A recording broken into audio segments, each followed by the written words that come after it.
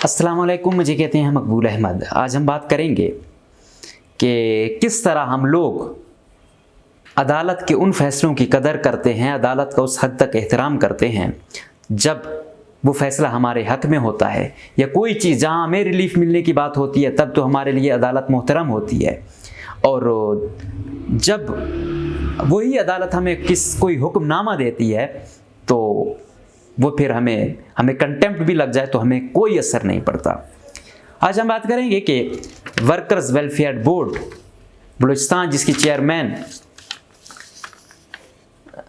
Secretary labour साहब होते हैं, जो पहले सहरा अता साहिबा थी, जब वो आई उस वक्त एक केस चला था। जो उस वक्त के सेक्रेटरी थे, सेक्रेटरी वेलफेयर बोर्ड, एक अच्छी शोहरत वाले बंदे थे, लेकिन बड़े तरीके से उनको फंसाया गया। और ये मैं नहीं कह रहा, ये फैसलों में है, अदालत के फैसलों में है, और अदालत उसको मतलब बेगुनाह करार देकर मैलाफाइड करके हुक्म दे चुकी है कि इसको दोबारा अपनी सीट पर बहाल किया जाए। लेकिन होता क्या है कि वो शख्स जाता है तो उसके दरवाजे को बंद कर दिया जाता है, ताले लगा दिए जाते हैं, और फिर कोर्ट कंटेम्प्ट का वो करती है। फिर उसके बावजूद ये लोग नहीं करते हैं।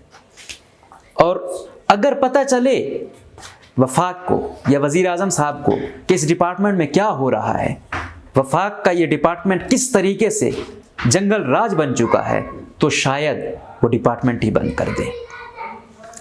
वर्कर वेलफेयर बोर्ड में एक के तरीके से एक लॉबी को बिठाया गया, उनको आगे ले वो आ गए।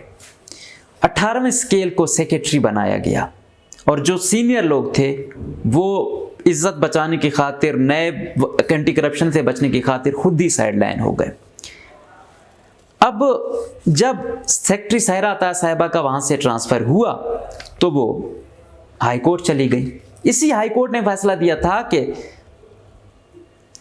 ज़मान खान को आपने दोबारा अपनी सीट पर बहाल करना है, उसके खिलाफ जो एलिगेशंस थे तमाम नल एंड वाइड हैं, लिहाजा उसे बहाल करें। लेकिन वो क्या था, ये सेक्रेटरी जो अभी हटाया है, सेक्रेटरी वर्कर वेलफेयर नौशेरवान उसको घुसने नहीं देता था। अदालती फैसलों की इस तरीके से बेहुरमती की गई, अदालती फैसलों को इस तरीके से रोंदा गया, और वो जाता था और फिर ताला लगा होता था, और वो कहते थे उसको आशीर्वाद किस का था, इसी मोहतरमा सेक्रेटरी लेबर सहरा अता साहिबा का था, क्योंकि पीछे वो थी।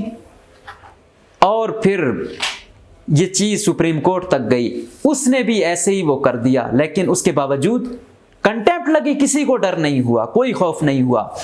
आज जब हुकूमत ने उसको हटाया और कहा CMIT को इंक्वायरी करने का कहा है, तो कामरान मुर्तज़ा साहब जैसे वकील पहुंच गए हैं माशाल्लाह से। एक तो मुझे समझ नहीं आती है, अगर मैं एक सहाफ़ी हूँ तो हमारे भी कुछ रूल्स एंड रेगुलेशन है, क्या चीज़ हाईलाइट करनी है, किसकी नहीं हाईलाइट करनी। हमें भी बहुत सारी ऑफर्स आती हैं, लेकिन चाहे वो गैस के बिल हों, जो अवाम का जिस तरीके से खून पसीना वो निचोड़ रहे हैं वो बिल, चाहे मुखालिफ पार्टी के वो हों, चाहे ऐसे केस हों जिन्होंने लोगों की किरदार कुशी करने में क्या नहीं किया। हमारी ख्वाहिश होती है कि कोई फीमेल सेक्रेटरी हो या पॉलिटिशियन हो, हम उसको एक्स्ट्रा फेवर देते हैं, जहां होता है हम कहते हैं इनको अच्छी से अच्छी वो करें। लेकिन अगर जब वो लोग किसी की किरदार कुशी पर उतर आएँ तो उनका गुनाह भी उतना ही गुनाह है।